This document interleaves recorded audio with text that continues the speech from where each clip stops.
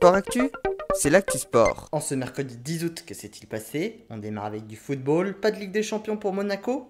Alors qu'il menait 2-1 face au PSV Eindhoven au troisième tour préliminaire, les Monégasques ont été rattrapés à 1 minute de la fin du temps réglementaire avant de concéder un autre but en prolongation et finalement s'incliner 3-2. Comme l'an dernier, Monaco devra donc se contenter de la Ligue Europa. Autre actualité de football, aujourd'hui a débuté à Chester en Angleterre le procès de Benjamin Mendy, accusé par cette femme de 8 viols, d'une tentative de viol et d'une agression sexuelle entre octobre 2018 et août 2021. Le procès devrait durer 15 semaines et je vous tiendrai bien évidemment au courant de la sentence qui sera prononcée. Pour le moment, le joueur plaide non coupable. En tennis, suite du premier tour de Masters 1000 de Montréal, Gaël Monfils a marqué son retour à la compétition par une victoire après avoir éliminé l'Espagnol Pedro Martinez.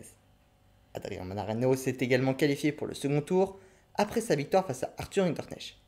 En revanche, Benjamin Bonzi, Benoît Paire et Hugo Gaston ont tous les deux été éliminés. Chez les favoris, aucun problème pour Diego Schwartzmann, Hubert Hurkacz, Cameron Norrie et Taylor Fritz. En revanche, Denis Shapovalov a été battu par Alex de Minaur et Matteo Berrettini par Pablo Carreno Busta. Chez les femmes, Emma Raducanu a été éliminée et Naomi Osaka a déclaré forfait au cours du second set et été menée 3-0 dans le second. Belinda Bencic et Maria Sakkari se sont quant à elles qualifiées. Dans la nuit, débutera le second tour. En cyclisme, deuxième étape du Tour de l'Ain, Guillaume Martin de la Cofidis s'est imposé et s'empare donc de la tête du général.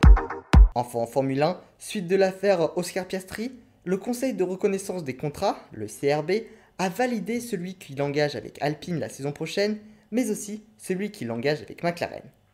L'imbroglio risque donc de se terminer devant la justice. Otmar Szafnauer, directeur de l'écurie française, a exprimé qu'il irait devant la haute cour. Voilà pour les actualités du jour, à demain dans Sport Actu.